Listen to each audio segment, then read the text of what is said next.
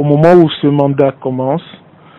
nous avons un pays qui est salué par l'ensemble de nos partenaires pour ses performances, notamment sur le plan économique, que ce soit le Fonds monétaire international ou que ce soit la Banque mondiale pour ce qui est spécifiquement du climat des affaires. Et nous sommes vus et perçus comme un pays qui est dynamique,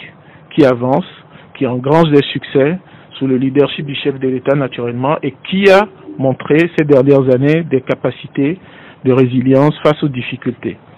Et sur le plan interne, notamment les aspects sociaux,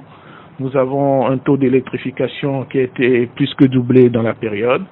un taux d'accès à l'eau potable également qui a beaucoup progressé dans la période et un taux d'accès aux services sociaux de base, que ce soit à travers des initiatives comme les cantines scolaires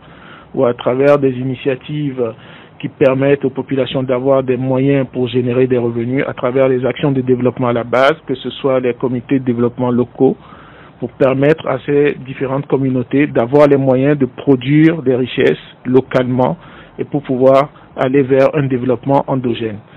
Et tout ceci, on a pu le voir, a permis au taux de pauvreté de passer de plus de 60% à près de 50% dans la période. C'est une conséquence des initiatives hardies qui ont été prises parce que, comme on a pu le voir, les dernières années, notre pays a connu plusieurs phases. Il y a eu une phase de stabilisation politique, il y a eu une phase de relance et de rattrapage économique, notamment au niveau des infrastructures. Nous avons pu le voir en quelques années, le visage de notre pays, de la ville de Lomé a complètement changé. Nous avons des infrastructures aujourd'hui de très très grande qualité, ce qui fait que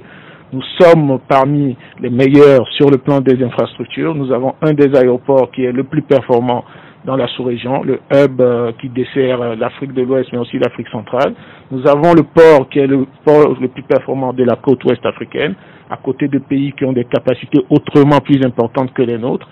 C'est dire que ces dernières années, une dynamique forte a été engagée.